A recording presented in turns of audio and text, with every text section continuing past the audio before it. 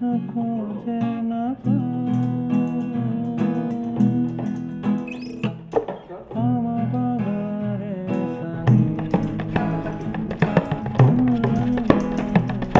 লিরিকও ভুলে গেছি, কর্ডও ভুলে গেছি, লিরিকও। বাহ, বিউটিফুল কম্পোজিশন।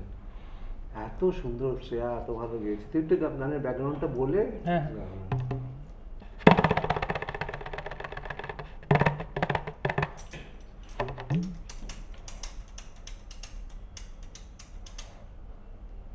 একবার তাও কত যদি সে খুঁজে না পায় ডেকে ফিরে যায়। ঠিক আছে, যাই।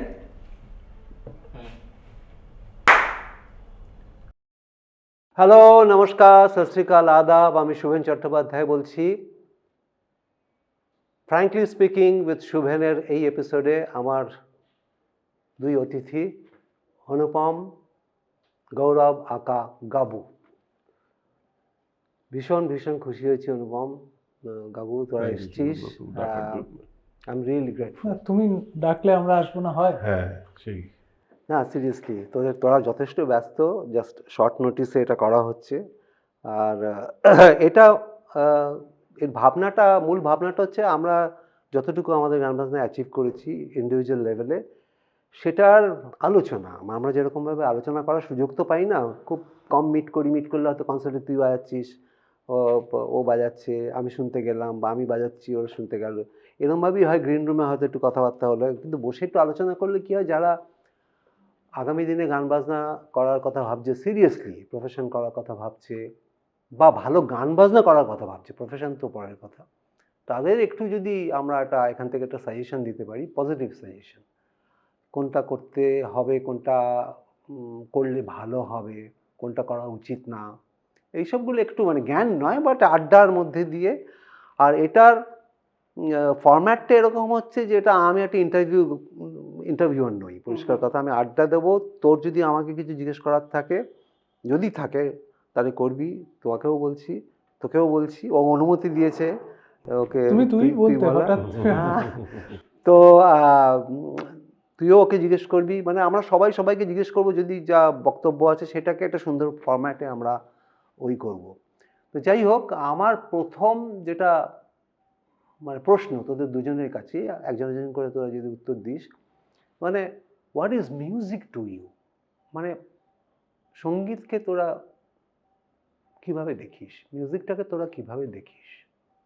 কে শুরু করবে? তুই বল। দেখো, আমার না এক একটা বয়সে এক রকম মনে হয়। ছোটবেলায় একরকমভাবে ভাবতাম, এখন একরকমভাবে ভাবি। 10 বছর বাদে নিশ্চয়ই আমি আরেক রকমভাবে বলবো। এখন আমি যেভাবে দেখি সেটা হচ্ছে যে আমার ভেতরে, আমার মাথায় অনেক রকমের ভাবনা আসে, চিন্তা আসে, কিন্তু সেটা প্রকাশ করার সবসময় ভাষা খুঁজে পাই না। এবার সেটা লেখার ভাষা একরকম হতে পারে। সঙ্গীত আমাকে একটা অদ্ভুত অ্যাবস্ট্র্যাক্ট একটা জায়গা দেয়, যেটার মাধ্যমে আমি আমার ভাবনাগুলোকে প্রকাশ করতে পারি। সেইটা আমার কাছে সঙ্গীত যে একটা রাস্তা, একটা পথ, একটা সেতুর মতন, যেখান থেকে আমি আমার চিন্তাগুলো এক্সপ্রেস করতে পারছি। এক কথা বলতে গেলে it is a way to express myself. I think কোথাও একটা খুবই সিমিলার আমার ক্ষেত্রে। আসলে ছোটবেলা থেকে গান বাজনাটা তো একটা পয়েন্টে আলাদা করে কিছু বুঝতাম না, ওটা একটা জীবনের পার্ট, রেগুলার, সারাক্ষণ বাড়িতে হচ্ছে, মানে সব সময় আইদার কেউ গান করছে বা গান শুনছে, আত্মীয় স্বজনরা এলো কি আমার কাজিনসরা এলো, যেই হলো একটা গান বাজনা হচ্ছে। সো ন্যাচারালি জিনিসটা সবসময় হয়ে এসছে, এবং একটা পয়েন্টে গিয়ে মনে হলো আচ্ছা আমি তো এটাই করতে চাই, আমি তো আর কিছু করতে চাই না আর কি। এবং আমি খুব লাকি যে তখন বাবা চলে গেছেন, মা অনেকটা সাপোর্ট করেছিল সেটা করতে। এবং আজকের দিনে দাঁড়িয়ে হ্যাঁ, মানে যেটা অনুপম বললো যে নিজের সেলফ এক্সপ্রেশনের একটা জায়গা, এবং আমার এটাও মনে হয় যে আমার হয়তো এটাই পারপাস এখানে, মানে আজকে আমার এক্সিস্টেন্সের পারপাসটাই হচ্ছে আমি মিউজিক করব, এটা আমার সবসময় তাই মনে হয়। মানে আমি নিজেকে অন্যভাবে ভাবতেও পারি না। অনেকে বলে না প্যারালাল ইউনিভার্স, আর একটা সেখানে আমি আরেকটা আমি রয়েছি, সে একটা একদম অন্য কিছু ডায়ামেট্রিক্যালি অপোজিট। স্পাইডারম্যান হয়তো। হ্যাঁ, এক্স্যাক্টলি, কর্পোরেট গাবো খুব ওমের সব, তো আই ডোন্ট নো, মানে সো আমার কাছে এটার বাইরে ভাবতেই পারি না আমি আর কি। না, কিন্তু আমার তোদের কাছে প্রশ্ন, সেটা হচ্ছে ধর তোরা একটা ভাবলি, ঠিক আছে, এক্সপ্রেস করলি, সেই এক্সপ্রেশনটা প্রফেশন তো পড়ে, হুম আগে যে এক্সপ্রেশনটা তুই তো কাউকে এক্সপ্রেস করছিস না নিজেকে এক্সপ্রেস করছিস, এটা সবচেয়ে বড় ইম্পর্টেন্ট একটা জায়গা, যেটা আমি খুব নিজে যখন গান বাজনা করা শুরু করেছি, আমরা তো অনেক ছোট বয়স হুম, থেকে হুম। তালিমের মধ্যে আছি, হুম আমাদের ট্রেনিংটা অন্যরকম ভাবে হয়েছে। আমি সেই হুম। জন্যই তোদের কথা আরো হুম। তোদের সাথে ডিসকাস করার একটা বাহানা হচ্ছে আমার এই পডকাস্ট করা মেইনলি আর কি। তো সেটা হচ্ছে আমাদের যে থট প্রসেস ছিল যে first you understand what you are doing. হুম তো সেটা আন্ডারস্ট্যান্ডিং মানে এটা একটা প্রসেসের মধ্যে যেতে হবে, হুম এটা একটা প্রসেস আছে, এটা একটা মানে শেখার একটা ব্যাপার আছে, এবং ধাপে ধাপে তুমি রিয়েলাইজ করো তুমি ফার্স্টে তোমার যেটা যেটা এক্সপ্রেস করতে চাইছো সেটা আগে নিজেকে এক্সপ্রেস করো, হুম ইন্ট্রোস্পেকশন। হুম তারপরে তুমি যদি মনে করো যে তুমি স্যাটিসফাইড হচ্ছ, দেন ইউ এক্সপ্রেস। তো আমাদের মিউজিকটা এই অবধি হয়ে রয়েছে, মানে এখনো সেটাই হয়ে রয়েছে, মাঝখানে একটা প্রফেশন হয়ে গেছে সেটা আলাদা কথা, হুম ঘটনার চক্রে, সেটা সেটা সবারই বোধহয় লাক, সেগুলো হুম। আমরা পরে আসবো, কারণ আমাদের প্রফেশন আমরা ইচ্ছে করে করিনি, আমরা বাজিয়েছি, লোকেদের ভালো লেগে গেছে, ওর গান হিট হয়ে গেছে, সেই। ও গান লিখেছে, এক্সপ্রেস করার চেষ্টা করেছে, তখন নিজের জন্য করেছে, আমার মনে হয় কিছু লোক শুনেছে কিছু লোক শোনেনি, তারা ধুম করে সৃজিত এমন একটা সিনেমায় ওর গান মানে প্রেজেন্ট করলো যেটা ঘরে ঘরে পৌঁছে গেল, এটা ওর লাক, এবং সেই হয়তো সৃজিতেরও লাক, বাট আমি এবং ওর সেই কথা বলবো। সেই গানটা একটা এমন গান হলো যে যেটা সবার ভেতরে হ্যাঁ কথা হ্যাঁ হ্যাঁ বলছে। ভেতরে সবার- কথা বলছে, কিন্তু সেই ভেতরে কথা বলবার পৌঁছে দেওয়ার একটা তো মিডিয়াম থাকে, Of course, যেমন of আমি course. অনেক তেহাই বাজিয়েছি ছোটবেলা থেকে, কিন্তু আমার যেটা বক্তব্য যে ধর তোদের এক্সপ্রেশনটা লোকের কাছে যদি নাও পৌঁছতো, গড ফরবিড, তাহলে তোরা মিউজিকটাকে কিভাবে দেখতিস? আমি তোর ধর তোর গান হিট করেনি, ধরো তাহলে কি তুই পার্সো মিউজিকেই নিয়ে থাকতিস, না তুই চাকরিতে তখন ওটা আমার- এটা হ্যাঁ। সেকেন্ড ফিডল হয়ে যেত? একদমই তাই। যদি আমার গান জনপ্রিয় না হতো, যদি মানুষ পছন্দ না করতো, আমি কি গান বাজনা ছেড়ে দিতাম? সেটা কোনোদিনই ছাড়তাম না। আমি রেকর্ড করেই যেতাম, নিজের বন্ধু যে কজন শুনতো তারা শুনতো, অন্য কিছু প্রফেশন করতাম আমি। হুম আহ, তুমি যে সময়টার কথা বলছো, এটা একটা ইন্টারেস্টিং গল্প, যে দেখো একটা ছবিতে গান গেছে এবং বাংলা ছবিতে গান ব্যবহৃত হচ্ছে, এখন যেটার 2025-এ মনে হচ্ছে যে বিশাল ব্যাপার, হুম 2010-এ কিন্তু মনে হতো না একটা বিশাল ব্যাপার, হুম। কারণ তার আগে কোনো ইতিহাস নেই যে বাংলা ছবিতে কারোর গান গিয়ে তার কিছু হয়েছে জীবনে। এবং 2000 সাল ওই সময় আমরা যখন বড় হচ্ছি, আমাদের কি দেখছি? ব্যান্ডস দেখছি, ইন্ডিপেন্ডেন্ট ঠিক, আর্টিস্ট দেখছি ঠিক, যারা অ্যালবাম করে আর সেটা করে, এবং আমিও সেই পদ্ধতিতেই এগোনোর চেষ্টা করছি। গাবু চিনবে, ডোয়াইট দা। হ্যাঁ, ডুয়েটকে আমিও চিনি। হ্যাঁ, এবার ডোয়াইট দা সেই সময় ব্যাঙ্গালোরে থাকতো, হুম হুম হুম। তা আমরা একসঙ্গে একটা অ্যালবাম রেকর্ড করছিলাম। ও ডোয়াইট দা বাবুলিদের সাথে বাজাতো ডুয়েট, মনে আছে? আচ্ছা। সৌম্য হ্যাঁ হ্যাঁ ওই সময় হ্যাঁ হ্যাঁ। ডুয়েটকে আমি ভালো চিনি। হ্যাঁ। এবং আমি তখন চাকরি করি, চাকরির ফাঁকে ফাঁকে গিয়ে অফিস থেকে একটু ফাঁকি মেরে রেকর্ড করি। তো এবার আমার যদি গান জনপ্রিয় না হতো, আমি এই করতাম ঠিক। এবং গাবুদের সঙ্গে যোগাযোগ করার চেষ্টা করতাম। গাবু একটা অ্যালবাম করেছি, কারণ গাবুর সাথে আমার পরিচয় ছিল আর কি। আগেই ছিল হ্যাঁ। জিজ্ঞেস করতাম যে কি হচ্ছে, রেকর্ডিং ভালো হচ্ছে কিনা, কিভাবে কি করা যায়। সেকেন্ড প্রফেশন হিসেবে থাকতো, প্রফেশন হতো না আর কি, ওটা একটা প্যাশন জায়গায় থাকতো।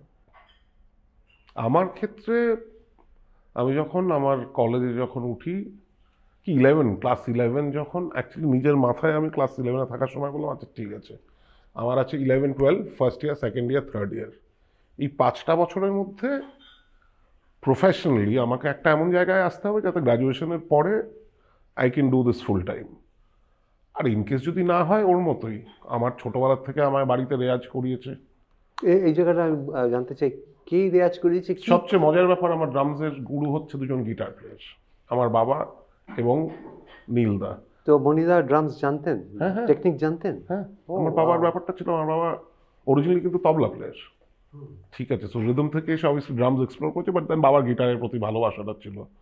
সো এটাই ব্যাপার, বাড়িতে কিন্তু আজকে আমি ক্লাসিক্যাল মিউজিক, সেটা আমি হিন্দুস্তানি বলি কি কর্ণাটিক বলি কি ওয়েস্টার্ন ক্লাসিক্যাল বলি, এটা কিন্তু সারাক্ষণ শুনেছি আমি, এটা কিন্তু সারাক্ষণ চলতো। অ্যাপার্ট ফ্রম অফকোর্স মানে আজকে ডিফারেন্ট ফোক ফর্মস, অনেক দেশের বাউলরা আসছে বাড়িতে দিনের পর দিন, সেখানে গান বাজনা হচ্ছে ইত্যাদি, ওগুলো ছাড়াও। তো প্র্যাকটিস কিন্তু আমার খুব মানে মারফার খেতাম না প্র্যাকটিস করলে, ঠিক আছে, অতটা স্ট্রিক্ট ছিল।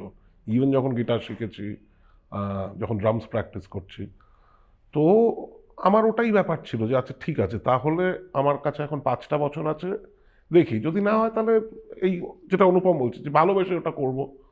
আমি মাস কমিউনিকেশন নিয়ে পড়াশোনা করছিলাম, আমি ভাবলাম ঠিক আছে এখান থেকে তো অনেকগুলো আরো অপশন আছে, আমি মেবি অ্যাডভার্টাইজিং এর দিকে যেতে পারি, এখন আর ভেবে কি করবি, তখন যা হয়ে গেছে হয়েছে। এক্স্যাক্টলি। বাট সো যখন গ্রাজুয়েশন হলো তখন লক্ষ্মীছাড়া এমন একটা জায়গায় ছিল যে আমি ওটাকে প্রফেশন হিসেবে নিতে পারলাম আর কি, বিকজ তখন আমাদের 2003-এ জীবন চাইছে আরো বেশি বেরিয়ে গেছে, আর সেটা একটা আমাদের খুব মেইন স্ট্রিম জায়গাতেও নিয়ে এলো, আর ওই গানটা বিশাল হিট হলো, অ্যালবামটা। সো শিওর স্ট্রাগল ছিল, স্ট্রাগল আছে, স্ট্রাগল থাকবে সবসময়, বিকজ আর্টিস্ট কেউ জানে না আমি কি বলতে পারি 5 বছর পরে কি হবে আমরা কেউ জানি না, কিন্তু সো বাট দেন অ্যাটলিস্ট ওই সাহসটা তখন এলো যে আচ্ছা ঠিক আছে এটা আমি করতে পারবো। আর তুমি যেটা বলছো শুভেন্দা, বড়দের সাথে বাজানো, এটা কিন্তু আমি সবসময় চেষ্টা করি, সবসময় ওটা হেল্প করেছে। মানে ছোটবেলায় ধরো বাবাকে দেখা চোখের সামনে, ওই ওই মাপের একজন আর্টিস্টকে দেখা, সেটা যেরকম একটা বড় ব্যাপার। ঠিক সিমিলারলি নীল দা, বনি দা, টুকি দা, চিরো দা, ডুয়াইট দা, রবিন দা, ওদের ক্রসফিল্মদের শো সারাক্ষণ গিয়ে দেখা, দিনের পর দিন জাস্ট ব্যাক স্টেজে বসে হা করে দেখা, চিরোদার বাজনাটা দেখতে যাচ্ছে, এটা ওটা কি হচ্ছে পুরো ব্যান্ডটা। এবং ওই সময় যত সিনিয়র ড্রামার্সরাও ছিলেন না, আমি Jeffrey is one of the finest drummers. Jeff, জানি না শুনেছিস কি হ্যাঁ, না, জেফ্রিকে আমি জেফ্রি? গাইতেও শুনেছি। হ্যাঁ হ্যাঁ জেফ্রির গান গান তো ঠিক আছে, জেফ্রি আমার কাছে মানে আমি যদি একটু বুঝে থাকি, কলকাতার if not the best, one of the best drummers ever. আমি আমার কথা একটু বলছি, তোদের সাথে শেয়ার করছি যে আমি তোদের দিকে কেন আমার মন সবসময় গেছে, যে তোর বাবার দিকে স্পেশালি। ওর বাবা ইনসিডেন্টালি প্রভাত প্রতিম শ্রী গৌতম চট্টোপাধ্যায়, মহিনের ঘোড়াগুলি, ও সবাই জানেন, বাট স্টিল আমি অনেকবার বললাম মনিদা। তো এদের গান বাজনা আমাদের কলেজ লাইফে আমরা শুনছি, ওই ব্যান্ডটা বাজাচ্ছে পাখিদের সংবেদ। তো এইসব যখন শুনছি আমি, তো একটা নতুন সাউন্ড আসছে, কলকাতা শহরে আসছে, এবং এইগুলো ইন্সপায়ার করছে যে ইউ ক্যান ডু সামথিং। আমি তো বাংলা ব্যান্ড করবো না, তখন আমি ভাবছি যে আমার যদি একটা ব্যান্ড করতে হয়, আমি কী সাউন্ড। আমাদের শক্তি শুনে ফেললাম। এবার শক্তি একটা অন্য জনরা থেকে তারা বিলং করে, তারা মোস্টলি কর্ণাটক সিস্টেমে বিশ্বাসী। আমি তো ওটা জানি না, সুতরাং আমি তখন ভেবেছিলাম যে আমি এমন একটা ফিউশন ব্যান্ড করতে চাই যেটা নর্থ ইন্ডিয়ান সিস্টেমে হবে। And Karma was the very first band. 1985-এ আমার ব্যান্ড ফর্ম করেছে, তখন তো আমার কোনো রেফারেন্স ছিল না। একটাই ছিল শান্তি বলে একটা ব্যান্ড, যেটা আমার গুরুজি পণ্ডিত স্বপন চৌধুরী, উনি আমাকে বলেছেন তুই তো সব ভালোবাসিস, শোন, আশিস দা দিয়েছে, উস্তাদ আশিস খাসার দিয়েছে, শোন বাড়িতে নিয়ে যা। আমি এইখানে এই জায়গাটা তোদের জিজ্ঞেস করতে চাই যে তুই যখন গান কম্পোজ করেছিস বা করিস, সিনেমাটা বাদ দে, তুই কি একটা আমি সিনেমার জন্য আলাদা করে গান কম্পোজ করি না। গান কম্পোজ করিস? তুই কি জাস্ট কোনো কিছু মানে কোনো একটা ডেফিনিট অডিয়েন্সকে ভেবে কম্পোজ করিস, না মানে কিভাবে কম্পোজিশনটা করিস? না গো, আমি তোমাকে প্রথমে বললাম না যে আমি নিজেকে এক্সপ্রেস করার জন্য গান কম্পোজ করি। আমার অত কিছু চিন্তা ভাবনা থাকে না, আমার মনে একটা কিছু আবেগ এসছে বা আমার একটা কোনো থট এসছে, এবার সেটাকে আমি এক্সপ্রেস করব। তার জন্য কম্পোজিশন যেরকম হবে হবে আর কি, বা লেখা যেরকম হবে হবে। It is the thought that matters. না, ওটা লেখা হলো, সুর হলো, এবার যে জায়গাটা আসে, এইবার হলো যে হ্যাঁ, এবার বাকিটা পড়ে রইলো যে এইবার যখন গানটা তৈরি হলো, এবার আমার চিন্তাকে নিয়ে করবো কি আমি। মানে এই যে এই জায়গাটা, এইটা একটা বিশাল সমস্যার জায়গা যে একে আমি এবার ওই সুরের মধ্যেই থাকে যে এটাতে কি ইনস্ট্রুমেন্টেশন করলে ভালো হয়। তা আমার দেখো, আমি তো একটা মানুষ উইথ লিমিটেড ক্যাপাবিলিটি। আমার শোনাটা হচ্ছে আমার লিমিট করে দেয়। আমি যতটা শুনেছি আমি সেই করতে পারবো। আমি এমন নয় যে আমি শুনছি এ আর করব বি, তা তো হবে না। আমার যা শুনছি আমার সেই আউটপুট সেরকমই বেরোবে আর কি। এবার সেটাই হয় আর কি নর্মালি। এবং গাবুর সাথেও যদি যখন আমি কাজ করবো, গাবুকে যদি বলি ড্রাম পার্টস, আমি সেই বলবো তুই স্টিভ কোপল্যান্ডের মতন তাহলে একটা এখানে কিছু কর, বা এইটাই আমার লিমিটেশন আর কি। আমি মূলত পপুলার মিউজিক আর রক মিউজিক শুনে বড় হয়। ও মানে আমি এই জায়গাটা তো তোর আর আমার এই জায়গাটা ভীষণই কমন। যখন আমরা অন্য ধরনের মিউজিক করেছি আদার দ্যান ক্লাসিক্যাল, আমিও যখন কম্পোজ করেছি, ইভেন জানি পাল্টে যায়, শুনেছিস নিশ্চয় রূপঙ্করের যে গানটা আমরা করেছিলাম, তো সেখানেও কিন্তু আমি কিন্তু ওই তোর জেলাস গাইয়ের ওই জন লেননের ওই ফিল্ডটা থেকেই কিন্তু আমার সাউন্ডস্কেপ তৈরি হওয়া করে। তার মানে কি কেউ একটা গাইড করছে যে আমি মনে করি যে তবলা থাকবে, মানে তবলা তো ছেড়ে দে, কোনো কিছু থাকবে না, এটা যে আসবে একদম ফার্স্ট আন্তরা থেকে ড্রামসটা ঢুকবে, কারণ তখন প্যাশনটা আসছে। এবার কাকে আমি বলতে চাইছি কিছু, আমার একটা সিনেমার বিটনুনের একটা সিকোয়েন্স গাইড আমাকে গাইড করা হয়েছিল, সেটা আমার সুবিধা হয়েছিল। কিন্তু এমনি যখন তুই কম্পোজ করছিস, একটা সাউন্ডস্কেপ ডিজাইন যখন করছিস, তখন তুই কি এটা ভাবিস না যে এই যে গানটা তুই তৈরি করলি, একটা তো লিখলি, তার একটা এক্সপ্রেশন থাকে, আবার সাউন্ডস্কেপ যখন তৈরি হয়, একটা মিউজিক অ্যারেঞ্জমেন্ট যখন তার উপরে পড়ে, তো একই দিশায় যায় নাকি দিশা একটু পাল্টায়? আমি এটাও জানতে চাইছি।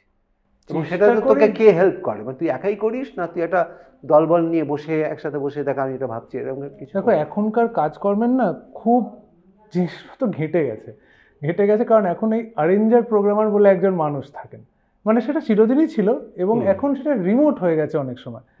আমি আমার ব্যক্তিগত ক্ষেত্রে বলছি যে আমি যখন শুরু করেছি, প্রথম ছবির কাজ করছি, আমি অ্যারেঞ্জমেন্ট বা এই কি করা উচিত অত কিছু আমি ভেবে উঠতে পারতাম না। আমার মেন সাহায্য ছিল রাজা নারায়ণ দে। এবং রাজাদাকে আমি বলতাম, রাজা আমি এরকম একটা গান করছি, ক্যান ইউ হেল্প মি?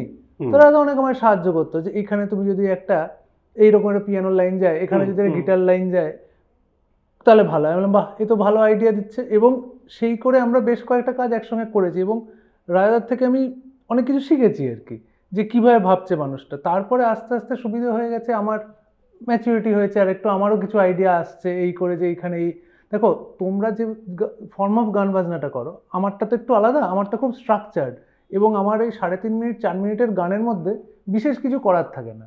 শুরুতে একটু মিউজিক, মধ্যে একটু মিউজিক, শেষে একটু মিউজিক, বাকিটা আর কি। আর গানের কর্ড আমি বানাই আর কি, যে সি এর পরে ই মেজর হবে, এ মাইনার হবে, ডি মাইনার, সেগুলো আমি স্ট্রাকচার করে দিচ্ছি। এবার হ্যাঁ, লেভেল অফ মিউজিশিয়ানশিপ থাকে। একজন যার হয়তো অন্যরকম একটা এক্সপার্টিস আছে, সে ওইখানে এই মাইনার অ্যাড অমুক লাগিয়ে সেটাকে আরেকটু কালার করতে পারবে আর কি, সেইটা সেরকম মিউজিশিয়ান পেলে সে করবে। এবার টিমের ইম্পর্টেন্স খুব আছে আমি বিশ্বাস করি, কারণ প্রত্যেকটা হিউম্যান আমরা লিমিটেড, আমার রিসোর্স লিমিটেড, আমার নলেজ লিমিটেড। আরেকটা মানুষ যেই চলে আসে তার মাথাতে তো আরও প্রচুর আইডিয়া, সঙ্গে আরেকটা মানুষ, এই করে করে যত মানুষ কোলাবোরেট করে, এটা ফ্যান্টাস্টিক জায়গায় যাওয়া যেতে পারে। এই যে তুই কম্পোজ করিস, তুই নিজে কোনো ইনস্ট্রুমেন্ট বাজাতে জানিস? হ্যাঁ, মানে শিখেছিস? যেমন আমার প্রথম ইনস্ট্রুমেন্ট শেখা কিন্তু তবলা। এই এবং দুজন পারকাশনিস্টের সামনে আমি বলছি কথাটা, তখন ক্লাস 8, এবং ছেলেদের ওই গলা ভাঙে না, এবং আমি তার আগে গান করতাম আর কি, গান সবসময় গাইছি, দেখি আর গাইতে পারছি না, কিন্তু ভেতরে ওই আর্জটা হচ্ছে তো নিজেকে এক্সপ্রেস করার। এবং আমি স্কুলে যখন বলছে কিছু করে উঠতে পারছি না, বাড়িতে গাইতে পারছি না, ওটা একটা অদ্ভুত যন্ত্রণা আমায় দিয়েছিল। তাই আমি বাড়িতে বলেছি আমি মানে কিছু একটা বাজাতে চাই, কি করা যায়। তা পাড়ায় একজন তবলার মাস্টারমশাই আসতেন, সুফল হাজরা, তোর পাড়া কোথায়? ঠাকুরপুকুর। আচ্ছা। এবার ওনার খবর পেলাম, কারণ আরও কিছু পাড়ার ছেলেমেয়েরা শিখতো আর কি। আচ্ছা। তা ওনার কাছে আমি 2.5 বছর তবলা শিখেছি। তবলা শিখলি, তারপরে বল। তবলা শিখলাম, তারপরে 2.5 বছরে ছাড়লি কেন? মানে তবলার কি হলো? তবলায় তারপরে পড়াশোনার চাপে, আর তারপর তো 10 হয়ে গেল না, 10, 11, 12-এ তখন আর অন্য কিছু করার সুযোগ পাইনি। প্লাস ও পড়াশোনা খুব ভালো ছিল, এটা তো একটা ব্যাপার। সেটা জানি। যাদবপুরে তুই কি দিয়ে পড়েছিলি জানি? এইগুলো রেখো না, কি হবে এগুলো দিয়ে? আরে তুই তো ভালো পড়াশোনা ছিল, কি যায়, জাস্ট বলছি। আমি ইঞ্জিনিয়ারিং পড়েছি। হ্যাঁ, না, ওর হি ওয়াজ এ ব্রিলিয়েন্ট স্টুডেন্ট, এটা নিয়ে এটা আমরা জানি, সেটা না। কিন্তু তারপরে তুই যখন গান এক্সপ্লোর করা শুরু করলি, সেখানে তুই তো অন্য ইনস্ট্রুমেন্টস তো তারপর হ্যাঁ এবার শুরু করলি না? সেবার শেখা শুরু করলাম। আমার বাড়িতে ওই এক ধরনের ব্যাঞ্জো হয়, আমার বাবা বাজাতো, এক ধাকে তার থাকে আর একদিকে রিডস থাকে। হ্যাঁ। এবার আমি ওইটাতে কম্পোজ করা শুরু করলাম প্রথম, যে আমি সুরগুলো যেগুলো বানাচ্ছি মাথায়, সেগুলো আমি কিছুতেই আর কি, তখন তো চট করে মোবাইলে রেকর্ড করা যেত না, সেই সময়টা ছিল না, আমি ভুলে যেতাম। খেলার মাঠে সুর এসছে, বাড়ি আস্তে আস্তে ভুলে গেছি। এবার তখন আমি বললাম আমি এটা লিখবো। এবার আমি নোটেশন করতে জানি না, তখন আমি ওইগুলোতে মানে কোনটা সি কোনটা ডি আমি জানি না, আমি এ বি সি ডি করে যা হোক করে লিখেছি ওটা ওই নোটগুলোর ওপর, এবং ওইগুলোর লেখা শুরু করলাম। কিন্তু আই স্ট্রাগল উইথ টাইম, কারণ আমি টাইমে লিখতে পারি না তখন, সেগুলো অনেক পরে শিখেছি। তার ফলে নোটসগুলো লেখা হলো কিন্তু টাইমে লেখা হয়নি। এইভাবে শুরু। তারপরে কলেজে ঢুকে সবাই গিটার বাজাচ্ছে চারিদিকে এবং গিটারে মানে সেলফ টট? না, সেলফ টট না, আমি শিখেছি তো, মানে বিভিন্ন মানে- মিউজিশিয়ানের কাছে শিখেছি, আচ্ছা। অয়নদার কাছে গিটার শিখেছি, শুভদীপদার কাছে কিছু গিটার শিখেছি, করতে আচ্ছা, করতে চলেছে। বাহ। এবং কলকাতায় এসে অমিতদার কাছেও গিটার শিখেছি। হ্যাঁ, ক্লাসিক তো ওয়েস্টার্ন ক্লাসিক। আচ্ছা, অমিতদার কাছে কে শিখেছিলাম। অমিতদার কাছে কে Exactly. শেখেনি? এটা একটা কুইজ। হ্যাঁ, গিটার প্লেয়ারদের মধ্যে ম্যাক্সিমাম। না, কিন্তু অমিতদার কাছে আমি একটা লেভেলের শিখে তারপর গিয়েছি আর কি, এবং তারপর খুব বেশি দিন যে কন্টিনিউ করেছি তা নয়। এখানে একটা আমি তোর ক্লাসিক্যাল জায়গাটা আমি একটু জানি, সেটা আসবো। তোর শেখা আমার শেখা হচ্ছে আমি ড্রামসটা তো বাবার কাছে তবলা ড্রামস শিখলি বা তুই শুনে শুনে, কিন্তু ফর্মাল কোনো গুরুর কাছে গিয়ে, ফর্মাল টিচারের গুরুর কাছে আমি অ্যাকচুয়ালি কি বলতো, কেউই ড্রামার ছিল না কোনোদিনও। মানে আমি যখনই যার কাছে বাজিয়েছি, যার সাথে বাজিয়েছি, মানে যেমন ধরো আমি যখন তালতন্ত্রে বাজাই তন্ময়দার সাথে, ওখান থেকে কিছু এলিমেন্টস, মানে আজকে ধরো আমি যে কারণে যেটা হয় যে কোনো ক্লাসিক্যাল ফিউশন সেট আপে আমি যদি ড্রাম কিট নিয়ে বসি, আমি অ্যাটলিস্ট গেজ করতে পারি। আচ্ছা, না, সেটা তো ফিউশন। আমি বলছি দেখ, প্রত্যেকটা যন্ত্রের, এই জায়গাটা খুব অমিতের সাথে ডিসকাশন হচ্ছিল, প্রত্যেকটা যন্ত্রের তো একটা ক্যারেক্টার আছে। হ্যাঁ, সো ওইভাবে যদি বলো তাহলে না, এভাবে এবার অমিতের সাথে সেদিন ডিসকাশন হচ্ছিল যে আজকে বম্বেতে আমরা যাদের স্যাক্সোফোন প্লেয়ার বলছি হ্যাঁ। বা যারা ওয়েস্টার্ন ইনস্ট্রুমেন্ট বাজাচ্ছে, হ্যাঁ তারা কিন্তু আদারওয়াইজ অমিতের ভাষায় তারা কিন্তু ওয়েস্টার্ন মানে মিউজিশিয়ানই না। বলছে ওনারা অ্যাডাপ্টেড একটা, মানে বাসু মনোহরিজি বা কিশোর সোডা, এরা বম্বে বলিউডিশ স্যাক্সোফোন প্লেয়ার হিসেবে এদের আমরা রেকগনাইজ করতে পারি। এটা অমিতের কথা, আমার কথা নয়।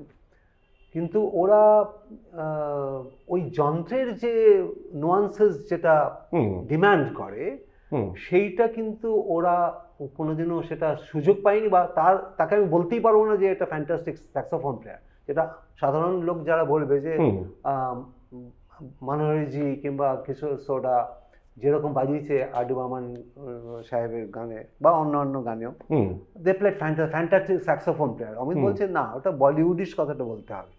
বিকজ এটা আমি ওকে খানিকটা সাপোর্ট করি এই কারণে যে আমি তোকে একটা, মানে আমি কচুর সাথে, কচু মানে অমিতের ভাই মনোজিতের সাথে, ও একটা ফ্যান্টাস্টিক ল্যাটিন ইনস্টিটিউশন, ওর সাথে আমি প্রচুর বাজিয়েছি। ওর সাথে যখন আমি বাজাতাম, আমরা কখনো কখনো একসাথে বাজাতাম, ও কঙ্গা বাজাচ্ছে, আমি বাজাচ্ছি, ও আমাকে বলেছিল ধর আমি এইটা বাজাচ্ছি, এটা একটা জেম্বে টাইপের একটা জিনিস, তাই তো? এবার তুই এটা তাললে, ধর তাললে